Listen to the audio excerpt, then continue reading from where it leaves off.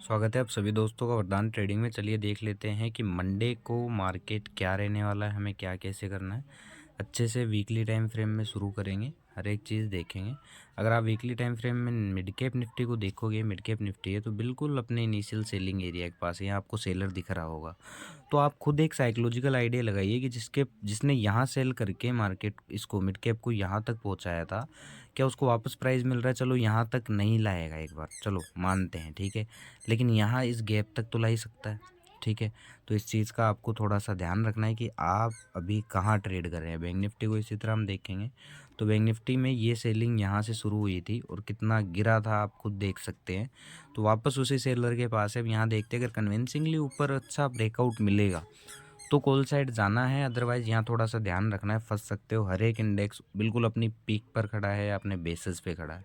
ऐसे आप सेंसेक्स को देखेंगे कि अपने बेसिस पे है, तो ऊपर कॉल में बिल्कुल भी नहीं फंसना है, इस चीज़ का आपको ध्यान रखना है, ठीक है। फिन निफ्टी को अगर आप देखोगे तो फिन निफ्टी भी अपने इनिशियल सेलिंग एरिया के पास है, ठीक है। तो यहाँ आपको थोड़ा सा ध्यान रखना है, कॉल में ऊपर नहीं फंसना है। डिप पर बाय करो, स्ट्रिक्ट स्टॉप लॉस रखो, क्योंकि जिस दिन मार्केट गिरेगा तो ये मान लेना शायद स्टॉप लॉस नहीं लगाया हो तो फिर लॉस लेने की हिम्मत भी नहीं करेगी आपकी।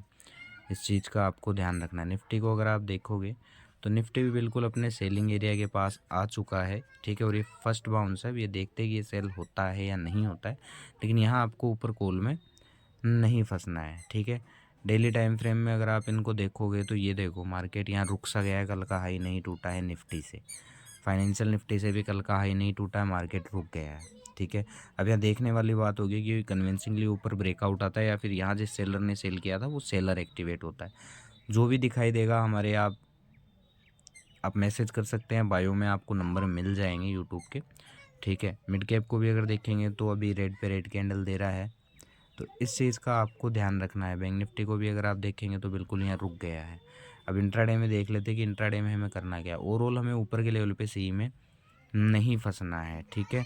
और इस लेवल के अगर नीचे आता है बैंक निफ्टी 53,200 के, तो सेल ऑन बाउंस हमें रखना है।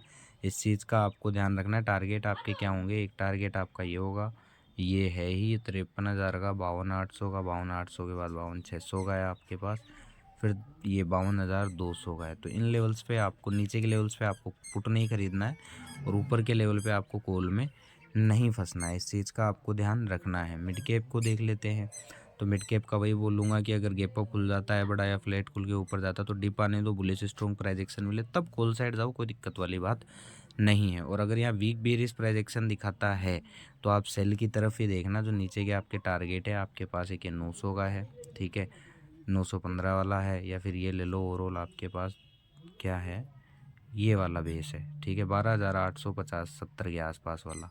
फिर उसके बाद 12,800 है। नीचे के लेवल जो आपके बाउंस के लेवल है मैं वो आपको बता रहा हूँ, 780 12 का, ठीक है, ये 12,700 वाला।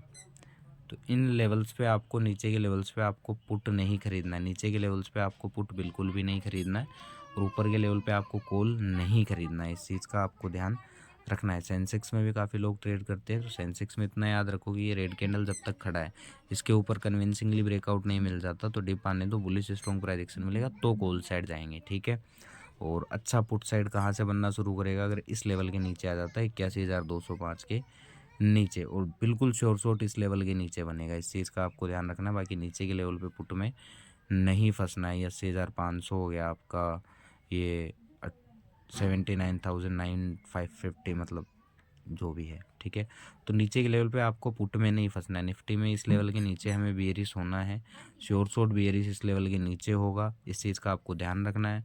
फ्लैट खुल के ऊपर निकलता है, गैप अप खुलता है, यहाँ अगर बुलिश स्ट्रॉन्ग प्राइस एक्शन मिले या डिप के बाद फिर हम कॉल साइड जाएंगे, उससे पहले नहीं जाएंगे। वीक बियरिश प्राइस एक्शन दिखेगा तो हम सेल करेंगे। टारगेट हमारा एक ये है, एक ये है, और मैं आपको दिखा देता हूँ, एक आपके पास ये वाला टारगेट है, एक आपके पास ये वाले रेंज है, ठीक है। तो नीचे के लेवल पे आपको पुट नहीं खरीदना है, पुट सेल ऑन बाउंस है, और ऊपर आपको कॉल नहीं खरीदना है, डिप पे बाय करना है ओवरऑल, ठीक है। और मार्केट काफ़ी अपने क्रूशियल लेवल पे है तो वहाँ आपको थोड़ा सा ध्यान रखना है, ठीक है। अब निफ्टी की बात कर लेते हैं। तो निफ्टी में भी जब तक इस हाई के ऊपर कन्विंसिंग ब्रेकआउट नहीं मिलता है तब तक हम कॉल साइड नहीं जाएंगे, फिर भी जाएंगे तो डिप पे जाएंगे, उससे पहले हम नहीं जाएंगे, क्योंकि ये लेवल क्रूशियल लेवल है, यहाँ थोड़ा सा ध्यान रखना है। बिल्कुल बियरिज्म 540 के नीचे होंगे या फिर 300 के नीचे होंगे, ठीक है। इसके नीचे आया तो ये टारगेट है, इसके नीचे फिर और भी टारगेट हमें देखने को मिलेंगे। नीचे इन लेवल्स पे हमें पुट नहीं खरीदना है। 188-90 की रेंज है ये, ठीक है। फिर आपके पास ये 24,000 की रेंज है। नीचे इन लेवल पे आपको पुट नहीं खरीदना है। यहाँ से बाउंस आ सकते हैं, यहाँ से बाउंस आ सकता है, यहाँ से बाउंस आ सकता है। इनके नीचे निकलेगा तो बियरी से 24,000 तक मार्केट एक बार जा सकता है। धन्यवाद।